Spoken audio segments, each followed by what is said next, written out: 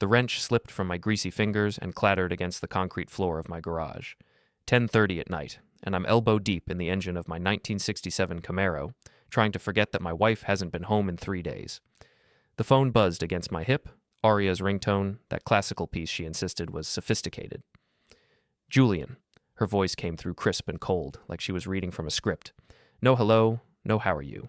Just my name, spoken like a business transaction. Hey babe, how's the conference going? I wiped my hands on an old rag, already knowing this wasn't going to be a pleasant conversation. Aria's tone had that particular edge, the same one she used when firing paralegals at her tech law firm. We need to talk about our marriage. I leaned against the workbench, staring at the oil stains on the garage floor. 20 years in logistics management had taught me to read between the lines of difficult conversations. This wasn't going to be about couples therapy or weekend getaways. Okay, I'm listening. I've been thinking, and I've decided we should have an open relationship. I'm seeing someone here in California, and I wanted you to know. The words hung in the air like exhaust fumes. I could hear hotel room sounds in the background, a television, muffled voices, the clink of glasses. My wife of 12 years was calling me from another man's bed to inform me that our marriage was now a democracy and I hadn't gotten a vote. An open relationship, I repeated, letting the phrase roll around in my mouth like a bitter pill. Yes, it's very mature, Julian. Lots of successful couples are doing it. We don't own each other, and I refuse to be constrained by outdated social conventions. I almost laughed. Aria had always been good at turning her selfishness into philosophy. When she started working 16-hour days, it was about building our future. When she stopped coming to Tara's school events, it was because she was fighting gender inequality in corporate law. Now adultery was progressive thinking. Who is he? Kian Marin. He's a partner at Morrison & Associates. We've been working together on the Henderson acquisition. Of course. Another lawyer. Probably drove a Tesla and had strong opinions about wine pairings. I'd met Kian at one of Aria's firm parties. Slick hair, expensive suit, the kind of handshake that tried too hard to prove something. How long? Does it matter? The point is, we're both adults, and we should be free to explore connections with other people. I'm not asking for permission, Julian. I'm informing you of how things are going to be.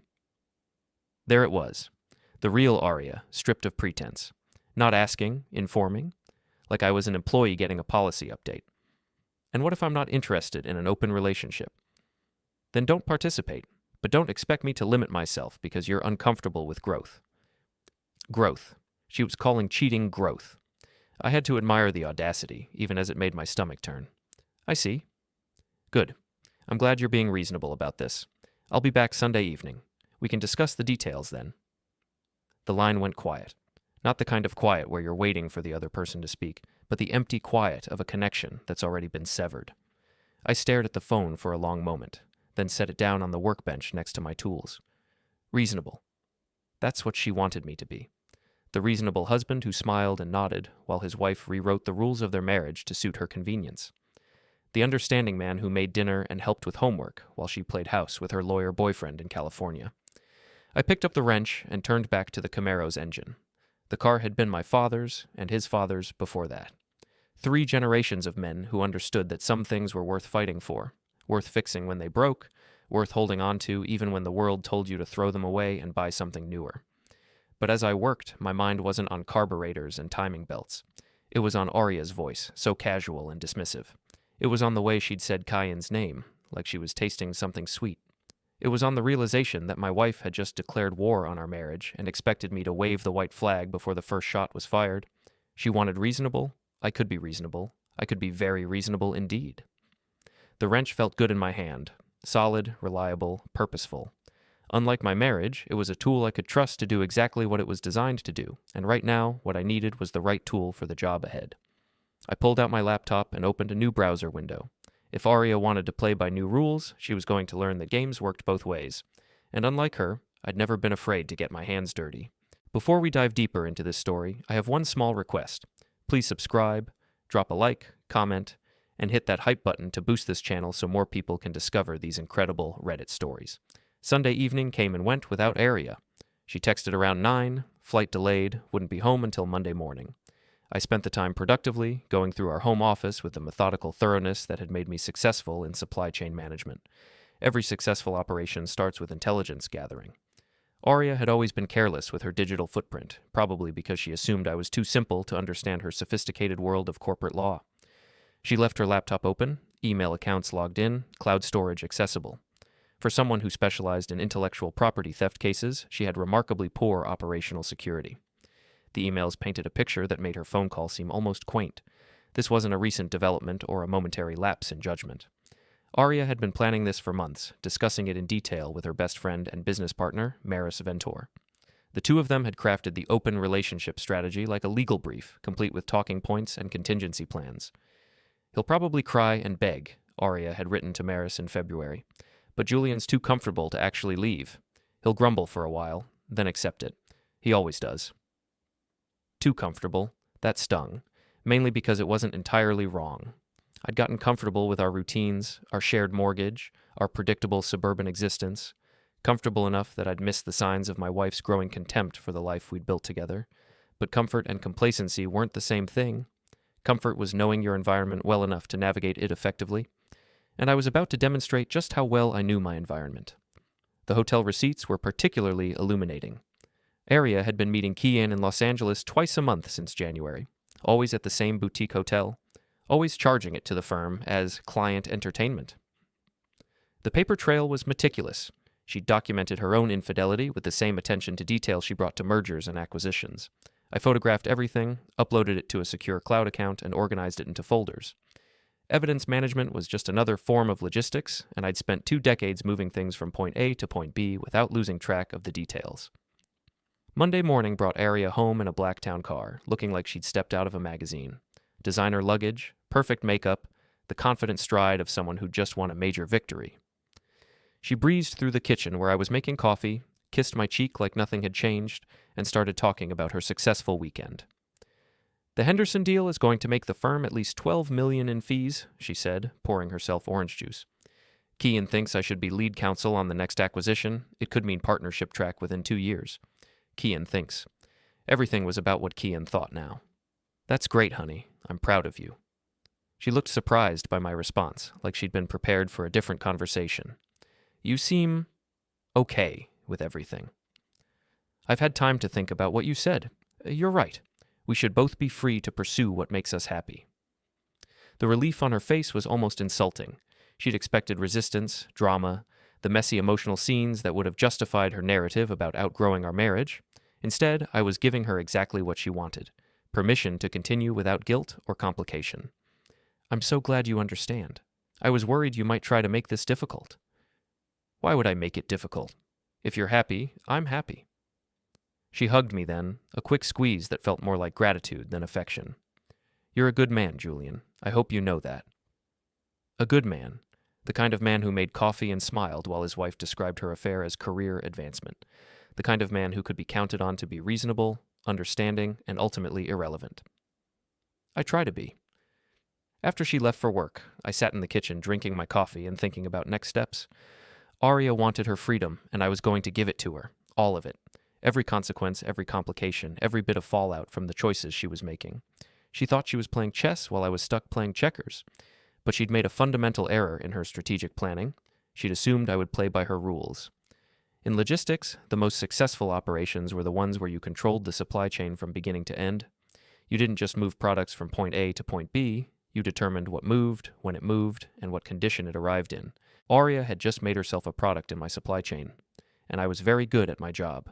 I opened my laptop and started making lists: resources, timelines, pressure points, potential allies, and obstacles. The same methodical approach I used for managing complex shipping operations applied to a different kind of delivery system.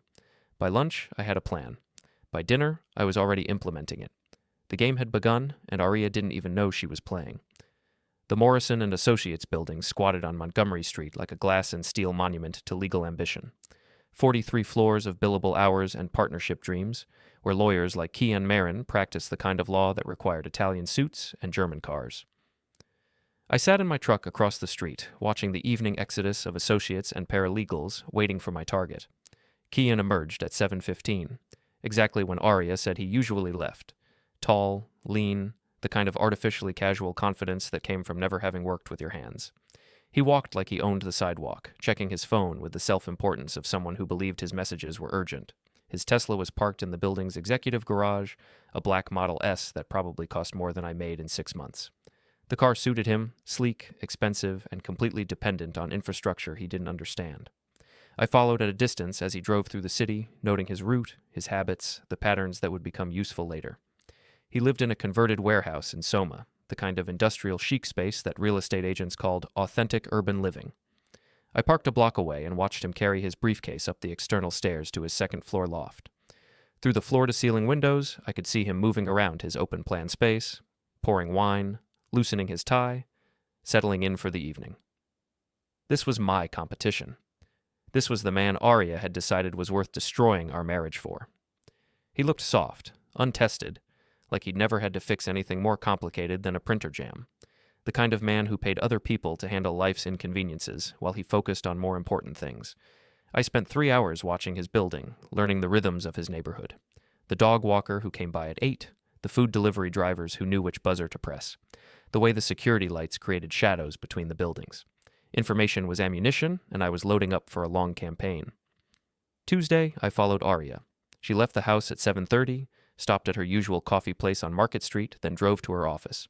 Normal routine, normal schedule, but at lunch, instead of eating at her desk like she usually did, she walked 6 blocks to the Marriott on 4th Street.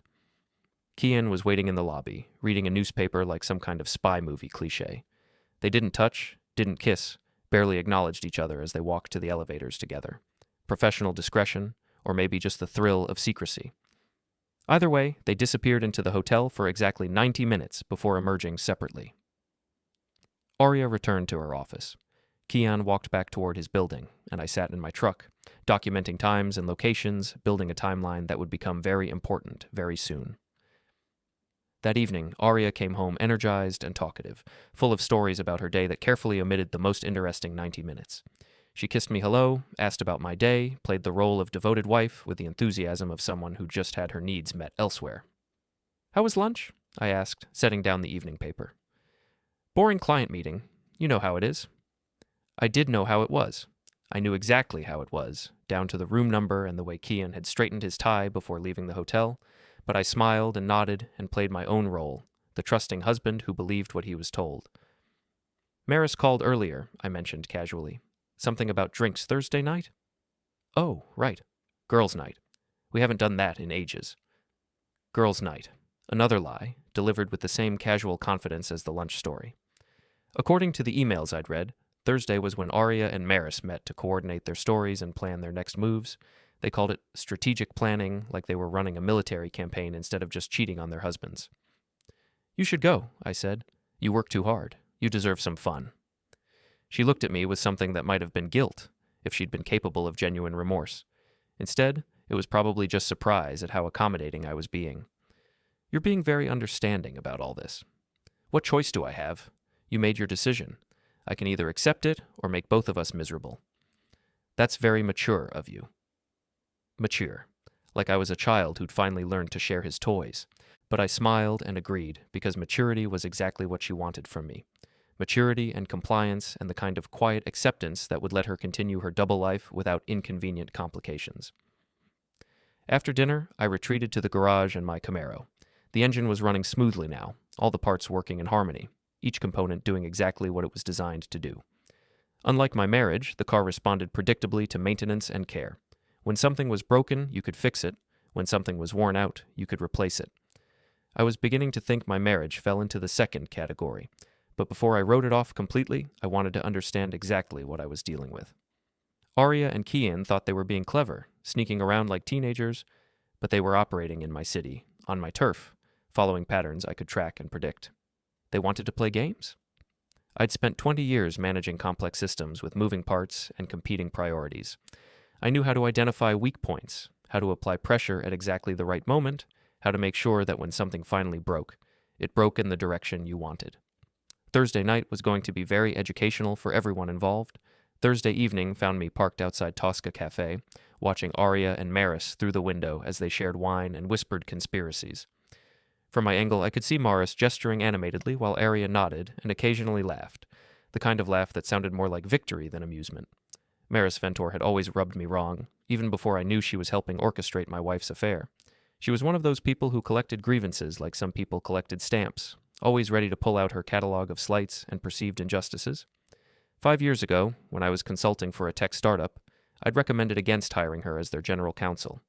Her references were good, but something about her interview felt off, too eager, too willing to say whatever she thought we wanted to hear. The startup had taken my advice and hired someone else. Maris had found out I'd influenced the decision, and she'd carried that grudge like a sacred flame ever since. Now I was beginning to understand that this whole open relationship scheme wasn't just about Aria's midlife crisis or Kian's charm. It was about Maris finally getting her revenge. I watched them for another hour, taking photos with a telephoto lens I'd borrowed from my neighbor who did wildlife photography. Nothing inappropriate, just documentation of their meeting, their body language, their obvious enjoyment of whatever they were planning, evidence for later use. At 9:30, they paid their check and walked toward the parking garage. I followed at a distance, noting which level they'd parked on, which route they took to their cars. Maris drove a white BMW SUV, the kind of vehicle that screamed, "I have money and want everyone to know it." Aria had her sensible Honda Accord, practical and reliable, like the person she used to be before she decided practicality was beneath her. They hugged goodbye like sorority sisters, all air kisses and dramatic gestures. Then Aria drove home while Maris headed toward her condo in Pacific Heights. I had a choice to make, follow Maris and see what else I could learn, or get home before Aria and maintain my cover as the oblivious husband. I chose option 3. Maris lived in a converted Victorian that had been carved up into expensive condos for tech workers and young professionals. Her unit was on the second floor with a bay window that looked out over the street. The building had decent security, keypad entry, cameras in the lobby, but like most security systems, it was designed to keep out random criminals, not someone with patience and specific knowledge. I didn't need to get inside. I just needed to get close enough to plant a small device under her car's rear bumper. A GPS tracker, the kind concerned parents use to monitor teenage drivers. Completely legal, easily obtained online, and virtually undetectable unless you knew where to look. The parking garage was dimly lit and poorly monitored. It took me less than 2 minutes to locate her BMW, attach the tracker, and disappear back into the shadows. Now I could monitor her movements remotely, build a complete picture of her schedule and habits. Information was power, and I was accumulating both. I got home 15 minutes before Aria, just enough time to change clothes and settle in with a book. When she walked through the door, I was the picture of domestic contentment, husband relaxing after a quiet evening at home. "How was girls' night?" I asked, not looking up from my book. "Good. We talked about work mostly. Maris is thinking about leaving Morrison and starting her own practice." Another lie, smoothly delivered. According to the emails I'd read, Maris was angling for a promotion at Morrison, not planning to leave, but I nodded and made appropriate interested noises, playing my role as the husband who believed what he was told. That sounds exciting for her. She's worried about the financial risk, but I think she should go for it. Sometimes you have to take chances to get what you want. The irony was thick enough to cut with a knife. Aria was talking about taking chances while she systematically dismantled our marriage, but she was too caught up in her own narrative to notice the contradiction. "What about you?" I asked. "Any big changes on the horizon?" She looked at me carefully, like she was trying to read between the lines of my question. "Why do you ask?" "Just curious. You seem different lately. More confident, I guess. I feel different, like I'm finally becoming the person I was meant to be." The person she was meant to be, apparently, was someone who lied to her husband's face while planning strategy sessions with her co-conspirators. But I smiled and nodded, like this was a perfectly normal conversation between married people. "I'm glad you're happy." And I was glad, in a way. Happy that she was revealing her true character so clearly, happy that she was making choices that would justify everything I was planning to do, happy that she was giving me exactly the ammunition I needed to destroy her carefully constructed new life. She went to bed early, claiming exhaustion from her long week. I stayed up, monitoring the GPS tracker I'd planted on Maris's car, watching the little dot move around the city as she made her evening rounds. She stopped at a wine bar in the Mission, then at a late-night coffee shop, then finally returned home around midnight. Normal evening activities, but now I had a baseline for her behavior. Any deviation from her usual patterns would be immediately apparent, giving me advance warning of whatever she and Aria were planning next. I was building a web of surveillance and information gathering that would let me stay 3 steps ahead of their schemes. They thought they were playing chess while I played checkers, but they didn't understand that I'd been playing a completely different game all along. They were focused on tactics, secret meetings, careful lies, maintaining their cover stories. I was thinking strategically, building toward an endgame they couldn't see coming. The first move had been made. The pieces were in position. Now the real game could begin. The GPS tracker on Maris's BMW revealed interesting patterns over the next week. 3 visits to Kian's loft, 2 extended lunches at hotels with Aria, and 1 very curious stop at a private investigator's office on Bryant Street. That last one got my attention immediately. I drove by the PI's building the next morning, noting the names on the directory. Blackwood Investigations, Domestic and Corporate. The kind of outfit that specialized in divorce cases and corporate espionage. Either Maris was being more thorough than I'd given her credit for, or they were planning something more aggressive than simple adultery. Time to escalate my own operations. I'd been passive long enough, gathering information while they moved forward with their plans. But intelligence without action was just voyeurism, and I had work to do. Keon's Tesla was parked in his usual spot when I arrived at his building at 6 a.m. Saturday morning. The neighborhood was quiet, most of the residents still sleeping off their Friday night adventures. I'd brought a small toolkit and a thorough knowledge of modern automotive electronics, courtesy of 20 years managing logistics for tech companies. I didn't damage anything. That would have been crude, obvious, the kind of thing that screamed jealous husband. Instead, I made subtle modifications to his car's computer system, the kind of changes that would cause intermittent problems, mysterious glitches, the sort of electronic hiccups that would drive a control freak like Keon absolutely insane. Random radio stations, climate control that switched between Arctic and tropical without warning, navigation system that occasionally routed him through the worst traffic in the city, door locks that sometimes required 3 or 4 attempts to respond to his key fob, nothing dangerous, nothing that would cause an accident or strand him somewhere, just enough inconvenience to disrupt his smooth, controlled existence. The kind of problems that would make him question whether his expensive car was as reliable as he'd thought. I finished my work and disappeared before the neighborhood started waking up, leaving no trace of my presence except the tiny modifications that would make Kian's life significantly more frustrating. Phase 2 involved Aria's office. Morrison and Associates occupied floors 35 through 41 of their Montgomery Street tower. I'd visited often enough for firm parties and social events that the security guards recognized me as Aria's husband. Building access wasn't difficult when you looked like you belonged and acted like you had every right to be there. I arrived Monday morning carrying a small flower arrangement and wearing the kind of casual business attire that marked me as someone's spouse making a romantic gesture.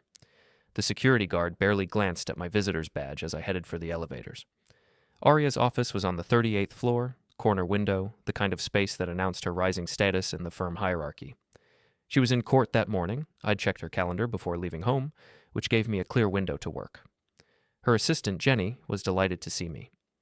"Oh, Mr. Kepler. How sweet of you to bring flowers. Aria's going to love them." I wanted to surprise her. Big case victory, you know how it is. Jenny nodded enthusiastically and let me into Aria's office to arrange the flowers personally. What she didn't notice was the small wireless device I planted behind her computer monitor, or the tiny camera I attached to the underside of her desk lamp. The devices were commercially available, marketed to parents who wanted to monitor their teenagers' internet activity. Completely legal when used in your own home, and technically this was still a shared marital asset situation. I was just keeping an eye on my investment. The camera would give me real-time access to Aria's office activities. The wireless device would log her computer usage, email traffic, and internet browsing. Everything I needed to stay current with her planning and strategy. I left the building with Jenny's thanks and Aria's future surprise waiting on her desk. By the time she returned from court, I was back home, monitoring her office activities from my laptop while I worked on my own projects.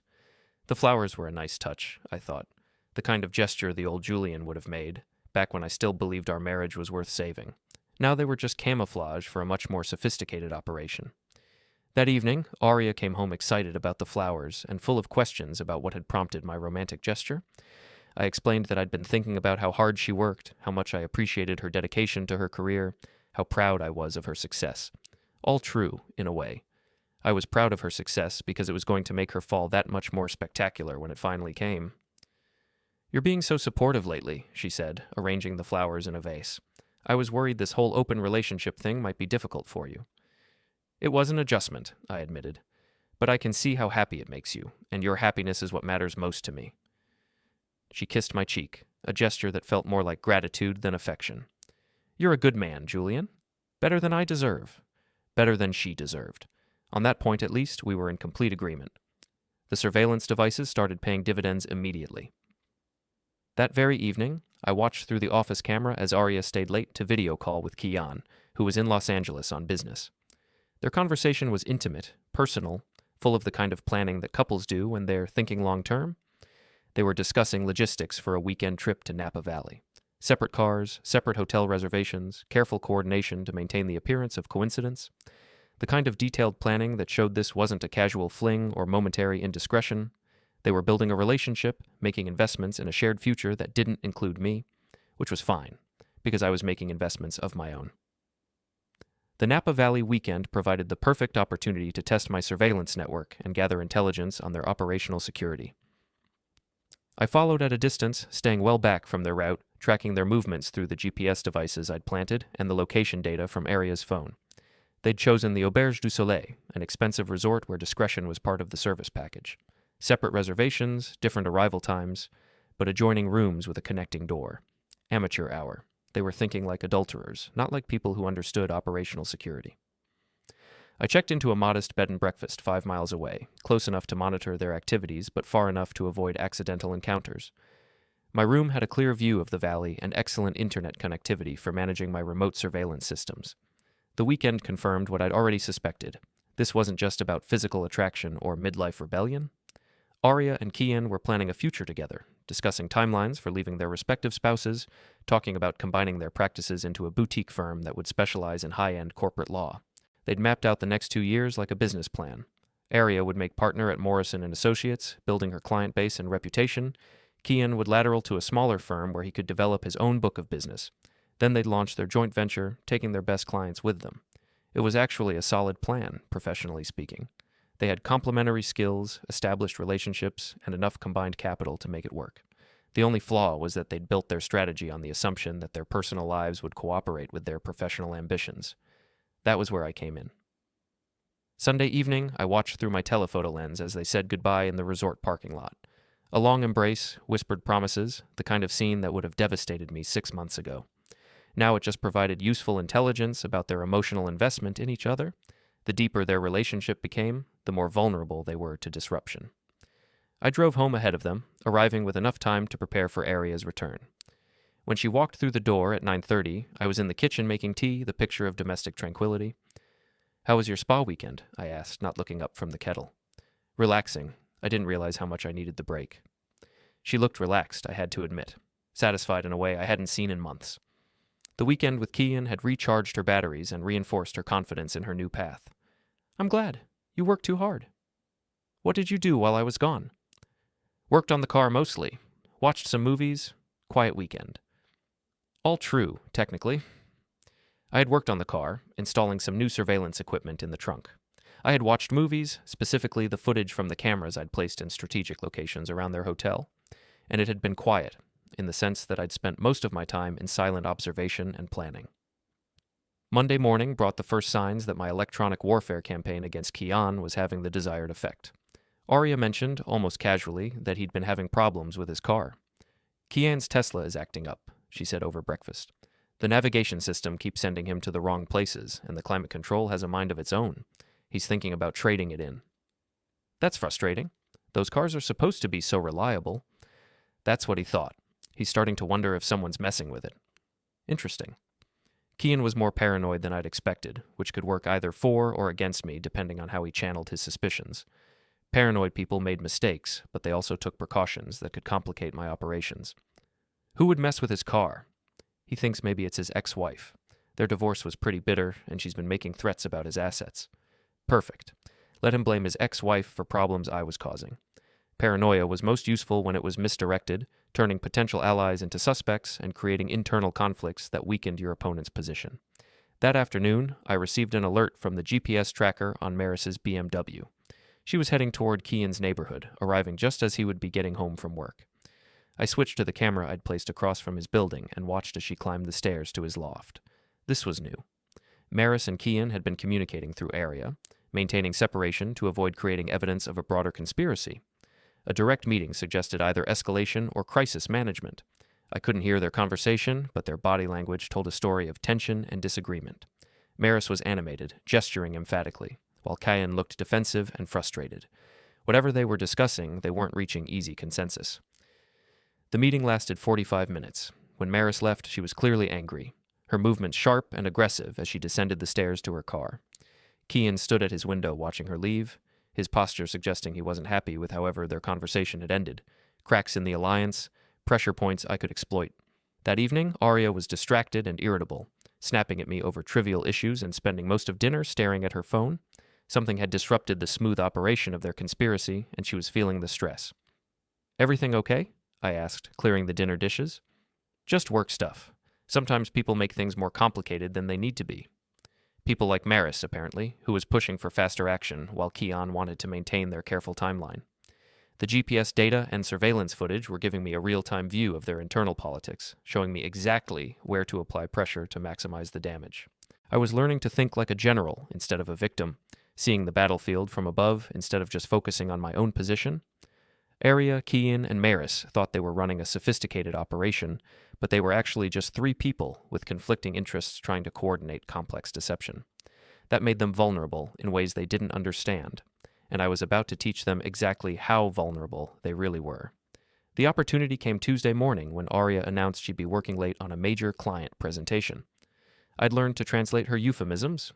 Working late meant meeting Kayan, major client meant extended hotel encounter, and presentation meant whatever story she'd tell me afterward to explain her absence. But this time, I was ready for her. The surveillance network I'd built over the past month had given me detailed intelligence on their operational patterns. They met at the Marriott on 4th Street every Tuesday and Thursday, always room 1247, always between 6 and 8 p.m. Kian arrived first, Aria 15 minutes later, separate elevators to avoid being seen together. That's amateur tradecraft, but it had worked for them so far because no one was watching. Tonight, that changed. I arrived at the hotel at 5:30, dressed in a maintenance uniform I'd purchased online and carrying a toolbox that contained several interesting devices.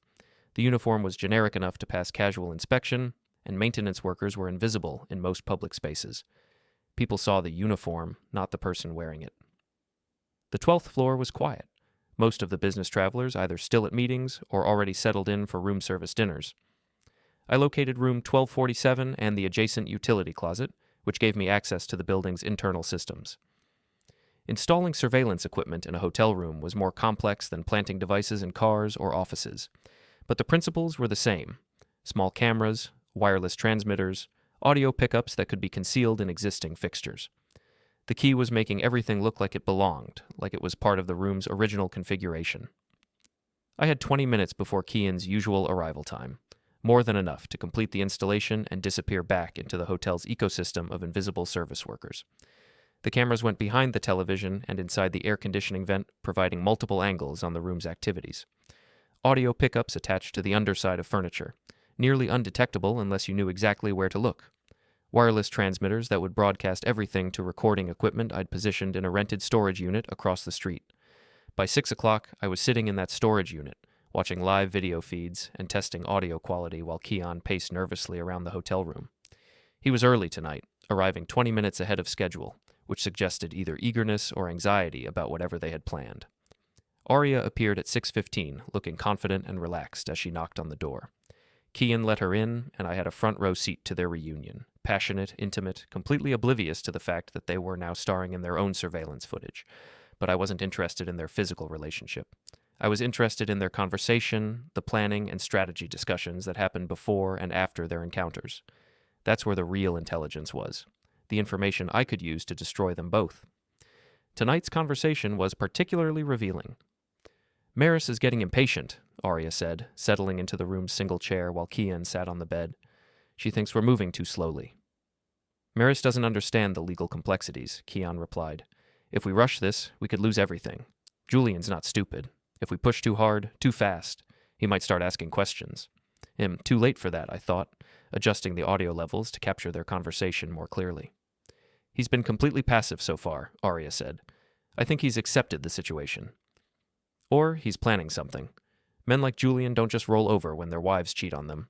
They might take time to process, but eventually they react." Men like Julian. I appreciated Kian's assessment, even if it was coming about 6 weeks too late to do him any good. "What kind of reaction are you worried about?" Aria asked. "Divorce proceedings, asset protection, custody battles. If he gets a good lawyer and plays this right, he could make things very expensive for both of us." They spent the next hour discussing contingency plans, legal strategies, and timeline adjustments. Kian wanted to slow down, build stronger cases for their individual divorces before making any joint moves. Aria wanted to accelerate, push for quick settlements that would free them to pursue their business partnership. Maris, apparently, wanted something else entirely. "She's talking about taking a more aggressive approach," Aria said. "Something about forcing Julian to make the first move so we can claim he's the one who destroyed the marriage." "What kind of aggressive approach?" She wouldn't give me details. Said it was better if I maintained plausible deniability. Plausible deniability. Maris was thinking like a lawyer, creating separation between her actions and Aria's knowledge to protect them both from potential consequences, but she was also creating operational security vulnerabilities, keeping her allies in the dark about her plans. That could be useful. The conversation continued for another 30 minutes, covering logistics, timelines, and risk management strategies. By the time they finished talking and moved on to other activities, I had hours of recorded material that revealed the full scope of their conspiracy. More importantly, I had confirmation that Maris was planning some kind of escalation, something aggressive enough that she didn't want Aria to know the details. That suggested she was moving beyond simple adultery into more dangerous territory. I needed to know what she was planning before she could implement it. Wednesday morning, I called in sick to work and spent the day following Maris through her daily routine. The GPS tracker told me where she went, but I needed visual confirmation of what she was doing at each location. Her first stop was the private investigator's office on Bryant Street. She spent 2 hours inside, long enough for a detailed briefing or strategy session. When she emerged, she was carrying a manila envelope and wearing the satisfied expression of someone who just received exactly what they wanted. Stop 2 was a coffee shop in the financial district, where she met with a woman I didn't recognize. Mid-40s, professional dress, the kind of person who could have been a lawyer, accountant, or consultant. They spent an hour in intense conversation, the manila envelope changing hands halfway through their meeting. Stop 3 was the most interesting, a parking garage downtown where Maris met briefly with a man in a delivery uniform. The exchange lasted less than 5 minutes, just long enough for her to pass him something small and receive what looked like a key in return. By Thursday afternoon, I had a clearer picture of what Maris was planning. The private investigator had provided her with detailed surveillance of my activities. The woman at the coffee shop was probably a lawyer specializing in divorce cases, and the man in the delivery uniform had given her access to something she shouldn't have had access to. My house, most likely. A key to my house, obtained through some combination of locksmithing and breaking and entering expertise.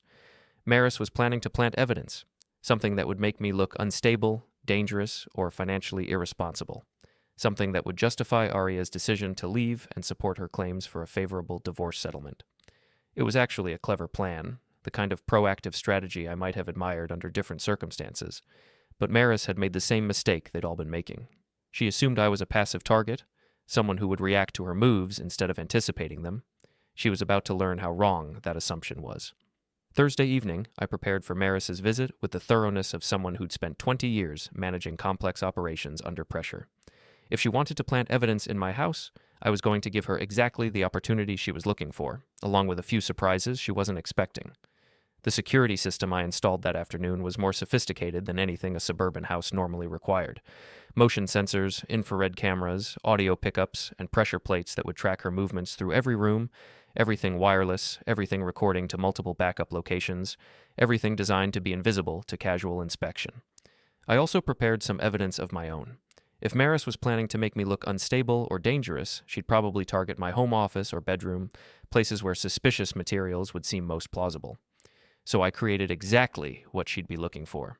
Financial documents suggesting gambling problems, printouts of websites about surveillance equipment, handwritten notes that could be interpreted as threatening. All fake, all carefully crafted to look authentic, all placed where an intruder would find them easily. But each piece of evidence contained subtle markers that would prove fabrication under forensic examination, wrong paper types, ink that hadn't existed when the documents were supposedly created, handwriting analysis that would show deliberate disguise rather than natural variation. I was setting a trap within a trap, giving Maris what she wanted while ensuring it would backfire spectacularly when subjected to serious scrutiny. At 7 p.m., I left the house and drove to a sports bar across town, establishing an alibi with credit card transactions and security camera footage. I ordered dinner, watched a baseball game, and monitored my home security system through a tablet app that made me look like just another guy checking work emails. Maris arrived at 8:45, approaching through the backyard to avoid street-facing cameras. She was dressed in dark clothing and moving with the careful precision of someone who'd planned this operation thoroughly. The key worked perfectly, getting her inside without triggering any obvious alarms. She was good at this, I had to admit. Systematic, methodical, taking time to photograph everything before she moved it so she could restore the original configuration afterward. She started with my home office, planting what looked like gambling receipts and loan documents in my desk drawers. Next was the bedroom, where she placed printed emails suggesting I'd been threatening Aria and Kian.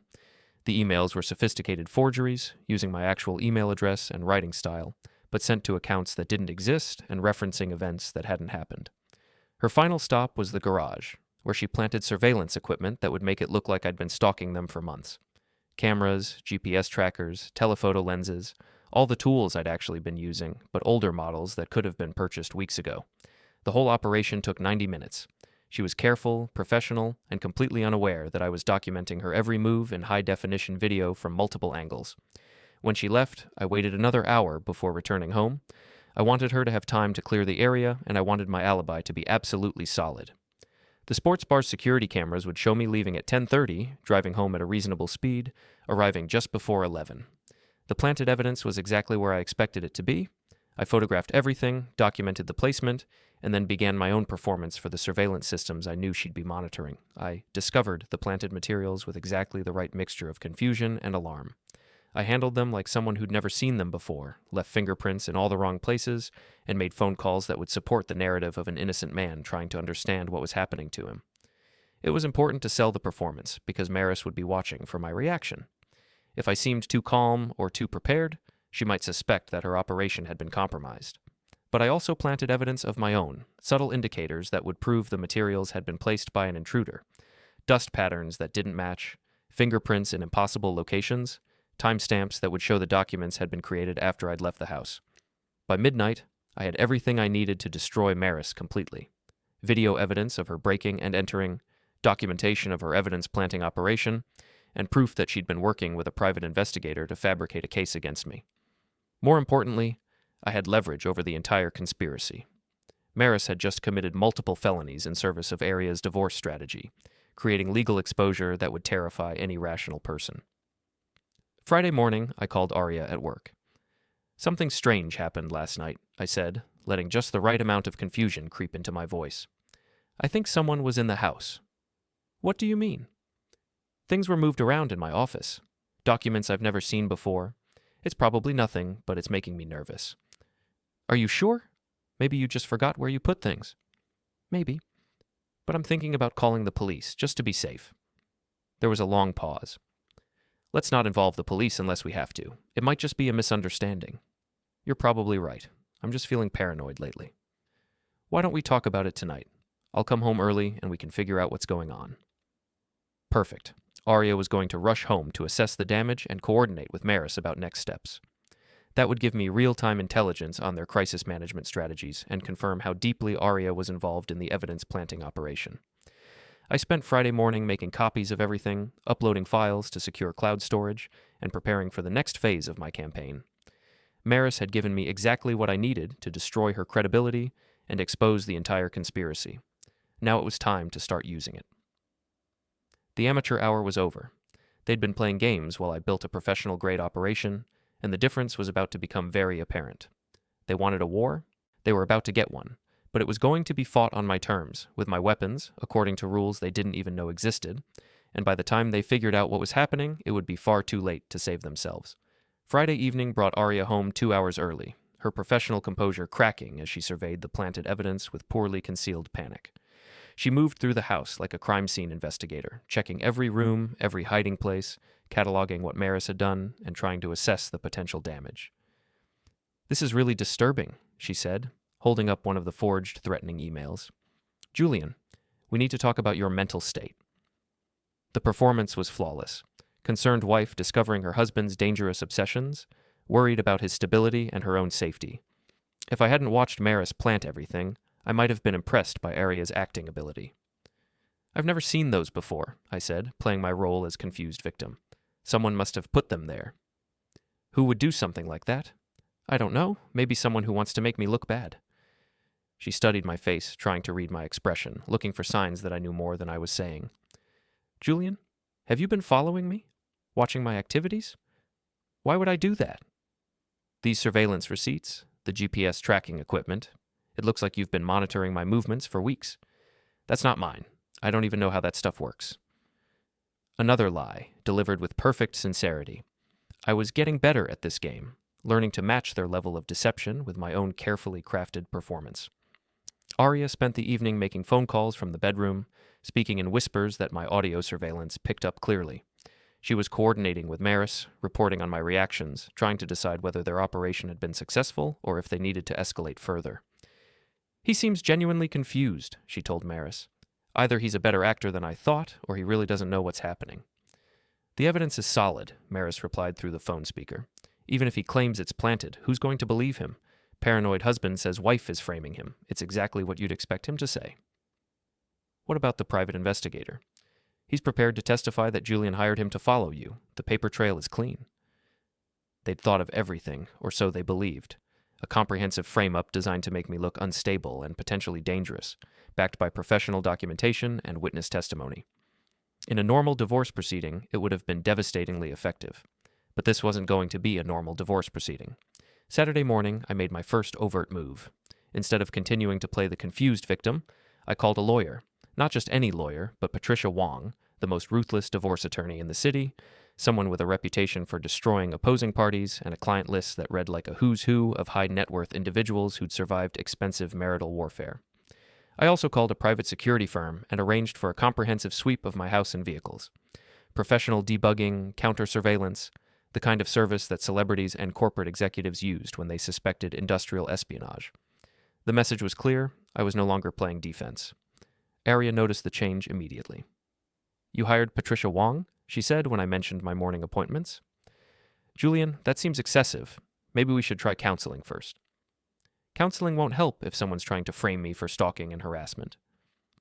Nobody's trying to frame you.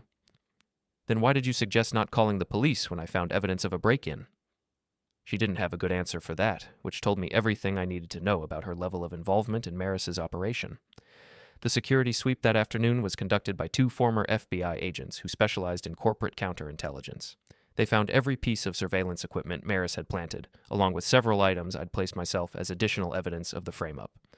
More importantly, they found the surveillance equipment I'd installed to monitor the house, but they found it because I told them where to look, presenting it as evidence that someone had been watching my family for months. This is sophisticated stuff, the lead investigator told me, bagging the cameras and transmitters. Professional grade, expensive. Whoever did this has serious resources and technical knowledge. What should I do? Document everything, get copies of all the evidence, and let your lawyer handle the legal implications. This goes way beyond marital problems. Someone committed multiple felonies to gather this intelligence. Patricia Wong arrived that evening to review the evidence and discuss strategy. She was exactly what I'd expected. Sharp, aggressive, and completely unsympathetic to anyone who tried to manipulate the legal system for personal advantage. This is one of the most sophisticated frame-up attempts I've seen, she said, reviewing the surveillance footage of Maris's break-in. Your wife and her accomplices have created serious criminal liability for themselves. What are my options? Immediate restraining orders against all 3 conspirators, criminal charges for breaking and entering, evidence tampering, and conspiracy. Civil suits for invasion of privacy, intentional infliction of emotional distress, and defamation. We can destroy them financially and legally. What about the divorce? With this evidence, you'll get everything. Full custody, all marital assets, and probably punitive damages. They handed you a complete victory. That night, Aria tried one last manipulation, approaching me with tears and apologies, claiming she'd been manipulated by Maris and Kian, insisting that she still loved me and wanted to save our marriage. It was a convincing performance, delivered with the desperation of someone who'd just realized how badly she'd miscalculated. But I'd seen too much, heard too much, documented too much to be swayed by last-minute theatrics. It's too late for that, I told her. You made your choices. Now you get to live with the consequences. Sunday morning, Patricia Wong filed a comprehensive legal package that would destroy all 3 conspirators simultaneously. Criminal complaints, civil suits, restraining orders, and divorce proceedings that would strip Aria of everything she'd worked to build. The paperwork was served simultaneously at Morrison & Associates, Kian's law firm, and Maris's condo. By noon, their carefully constructed conspiracy was collapsing under the weight of their own documented crimes. I spent Sunday afternoon in my garage, working on the Camaro and listening to the increasingly frantic phone calls between Aria, Kian, and Maris as they tried to coordinate their damage control efforts. But there was no damage control possible. They'd created too much evidence, involved too many people, committed too many crimes. The web of deception they'd built to trap me had become their own prison. The game was over. I'd won. But the best part was still to come. Monday morning brought chaos to Morrison and Associates as news of the criminal charges spread through the firm's partnership. Aria arrived at work to find her office sealed by building security and her access to client files suspended pending the outcome of the investigation. I watched through the surveillance cameras I'd planted weeks earlier as she tried to maintain her composure while her professional world collapsed around her. Partners who'd been discussing her promotion track were now calculating the firm's potential liability exposure from her actions. Kian's situation was even worse. His firm had a morals clause in their partnership agreement, and criminal charges for conspiracy and evidence tampering triggered immediate suspension. His clients were being reassigned, his cases transferred, his office cleared out by paralegal staff who avoided eye contact as they packed his personal belongings.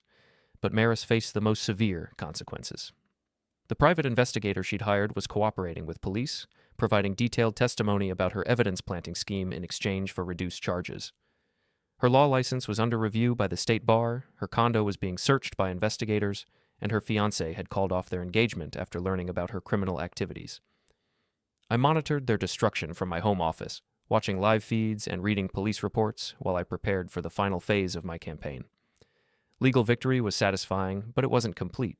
I wanted public humiliation, social destruction, the kind of comprehensive defeat that would serve as a warning to anyone else who might consider betraying me.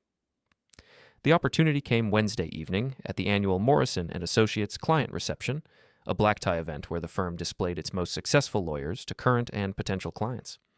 Aria was supposed to be one of the featured speakers, presenting a case study on successful corporate acquisitions. Instead, she was persona non grata, uninvited and unwelcome at her own firm's signature event. But I was still invited, as the spouse of a senior associate, and I had something special planned for the evening's entertainment. I arrived early, dressed in my best suit, carrying a small leather portfolio that contained the most damaging evidence from my months of surveillance. The reception was held in the firm's conference center, a glass-walled space on the 40th floor with spectacular views of the city. 200 of the city's most influential lawyers, judges, and business leaders all gathered to celebrate legal excellence and professional achievement, the perfect audience for what I had planned. I waited until the formal presentations began, then approached the podium during the transition between speakers. The event coordinator looked confused but didn't stop me. I was dressed appropriately, moved with confidence, and acted like I belonged at the microphone. "Good evening," I said, adjusting the microphone and looking out over the assembled crowd. "I'm Julian Kepler, and I have a story to tell you about legal ethics and professional responsibility." The audience settled into polite attention, assuming I was part of the program. The event coordinator was checking her notes, looking puzzled but not alarmed. 3 months ago, my wife Aria Venton, a senior associate at this firm, informed me that she was having an affair with Kian Marin from Morrison and Associates. She called it an open relationship and expected me to accept her decision without complaint. Now I had their complete attention. Conversation stopped, phones came out, people leaned forward in their chairs. This was exactly the kind of scandal that would dominate legal community gossip for months. What I discovered over the following weeks was not just adultery, but a sophisticated conspiracy involving evidence tampering, breaking and entering, and attempted fraud. My wife, her lover, and her business partner worked together to frame me for stalking and harassment, planting false evidence in my home and hiring a private investigator to fabricate witness testimony. I opened my portfolio and began displaying photographs on the room's projection screen. Surveillance footage of Maris breaking into my house, audio recordings of their planning sessions, copies of the forged documents they'd planted. These 3 lawyers, officers of the court, sworn to uphold justice and legal ethics, committed multiple felonies in an attempt to manipulate divorce proceedings for their personal advantage. The room was completely silent now, 200 legal professionals watching their colleagues' crimes displayed in high definition. I could see Morrison and Associates partners in the audience, their faces pale with horror as they calculated the firm's potential liability and reputation damage. The evidence I'm showing you tonight has been provided to law enforcement, the State Bar Association, and the media. Criminal charges have been filed, civil suits are pending, and professional disciplinary proceedings are underway. I paused, letting the implications sink in. watching as people began checking their phones for news coverage of the scandal. I'm sharing this with you tonight because the legal community needs to understand that actions have consequences, that betraying trust, whether personal or professional, comes with a price, and that sometimes the person you're trying to destroy is better at the game than you realized.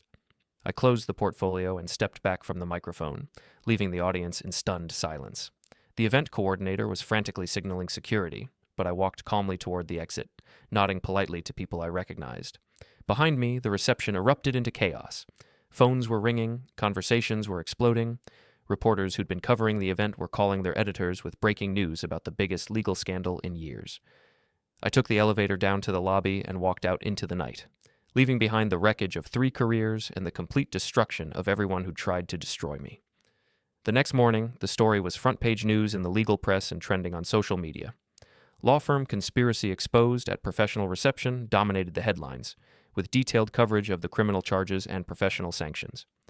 Aria's legal career was finished. No firm would hire someone with pending criminal charges for evidence tampering and conspiracy. Her law license was suspended, her professional reputation destroyed, her financial future uncertain.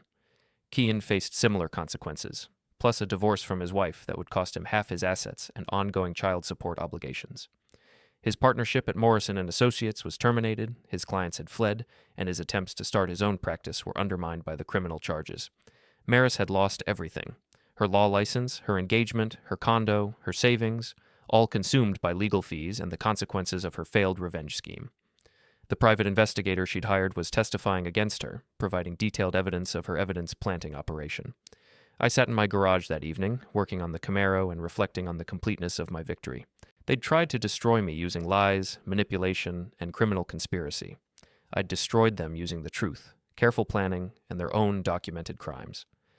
The engine was running perfectly now, all the parts working in harmony, each component doing exactly what it was designed to do. Unlike my marriage, which had been broken beyond repair, the car responded predictably to maintenance and care. I'd learned something important about myself over the past few months. I wasn't the passive, comfortable man Aria had assumed I was. When threatened, I could be methodical, ruthless, and completely effective at destroying my enemies. They'd wanted to play games with my life, my family, my future. They'd discovered that I was better at games than they'd ever imagined. The war was over. I'd won completely, decisively, permanently. And I'd done it all without becoming the kind of person I couldn't live with. No violence, no illegal activities, no actions that would haunt me later. Just careful planning, patient execution, and the systematic use of their own crimes against them. Justice had been served. The guilty had been punished. The innocent, me, had been vindicated. It was exactly the ending I'd planned from the moment Aria made that phone call from her lover's hotel room. She'd wanted her freedom, and I'd given it to her. All of it. Every consequence, every complication, every bit of fallout from the choices she'd made. She was free now. Free to face the criminal charges, the civil suits, the professional sanctions, and the social destruction that came with betraying someone who refused to be a victim. The game was over. I'd won.